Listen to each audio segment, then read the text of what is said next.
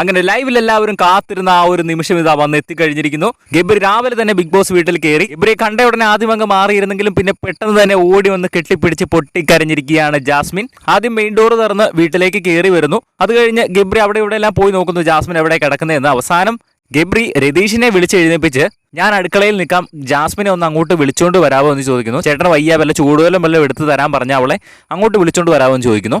അങ്ങനെ രതീഷ് എന്ന് ജാസ്മിനെ അടുക്കളയിലേക്ക് വിളിച്ചോണ്ട് വരുന്നു. അടുക്കളയിൽ വരുമ്പോൾ ഇതാ ജാസ്മിൻ ഞെട്ടിപ്പോകുന്നു. അവിടെ തൊട്ട് ഫ്രണ്ടില് ഗബ്രി നിൽക്കുകയാണ്.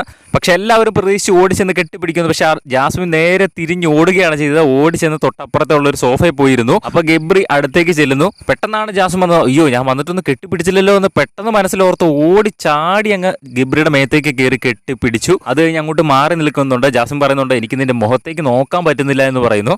അത് കഴിഞ്ഞിട്ട് ഗബ്രി എല്ലാവരും പോയി എഴുന്നേപ്പിക്കുന്നുണ്ട് കേട്ടോ. ഋഷി, മുടിയൻ, അഭിഷേക്, ജിൻഡോ ചേട്ടാ എന്നൊക്കെ വിളിച്ച് ജിൻഡോ ചേട്ടനെ പോയി കെട്ടിപ്പിടിച്ച് ലാസ്റ്റ് എഴുന്നേപ്പിക്കുന്നൊക്കെ ഉണ്ട്. എന്തായാലും അടിപൊളിയായിരുന്നു. ബിഗ് ബോസിന്റെ ലൈവിൽ ഇപ്പോൾ കഴിഞ്ഞതേ ഉള്ളൂ. അത് കഴിഞ്ഞൊരു മോർണിംഗ് സോങ് ഒക്കെ ഇട്ട് കൊടുത്തിട്ടുണ്ട്. എന്തായാലും ബിഗ് ബോസിന്റെ കൂടുതൽ ലൈവ് അപ്ഡേറ്റിനായിട്ട് ചാനൽ സബ്സ്ക്രൈബ് ചെയ്യുക.